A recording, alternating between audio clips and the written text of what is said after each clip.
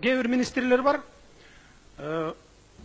Пока bir kol koyuş akça almayın, взятка almayın bir nersege. Kol koyboğan ministrler dagı var.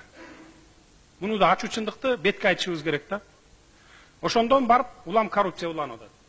Анан Кумтөрдүн алтыны күнүнө 125 килограмм алтындан суткасына алтын алат да ошол жерден. Эсептеп көрсөң 2 миллионго жакын доллар. Анын баары каяка кетип атат. Мен мурдакы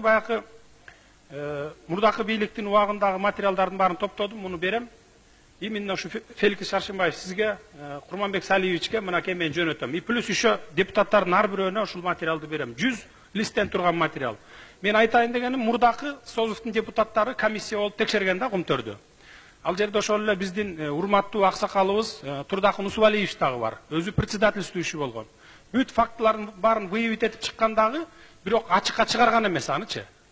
Ачыкка чыгарган эмес. Бул эмне жөнүндө айтып атат? Бул деген сөз өзү ошол убагында анын дагы оозун жаап койгон. Же болбосо сүйлөшүп баягынын акырын убагында басып койгон деп мен түшүнөм да ошондой деп. То есть Кумтөрдүн алтынын баарын бүгүнкү күндө дагы алып чыгып кетип атат. Биз Кыргызстанды жеке эле Ысык көлүнүн областын эмес, Кыргызстанды ушу Кумтөрдүн алтыны менен эле багып койсок болот. Бардык жанакы социальный жетишпегендиктерди социалдык жактан, башка жактан жетишпегендиктердин баарын ошол алтын менен жапсак болот да. Буган bir пример кылып айтайын, мына жыл сайын Ысык көл областына 50 миллионго жакын сом берилет. Баягы Ысык көл областынын инфраструктурасынын өнүгүү боюнча деп Феликс Шаршембаев. Мурдагы жылы 55 миллион бөлүнгөн экен.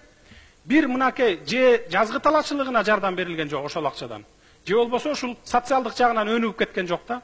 Мына ошол кезде Шайлиева губернатор эле Чолпон атанын ортосуна 28 миллионго bir детский площадка курдум деп жасайт. 3 миллион сом кетпейт ошол жерге.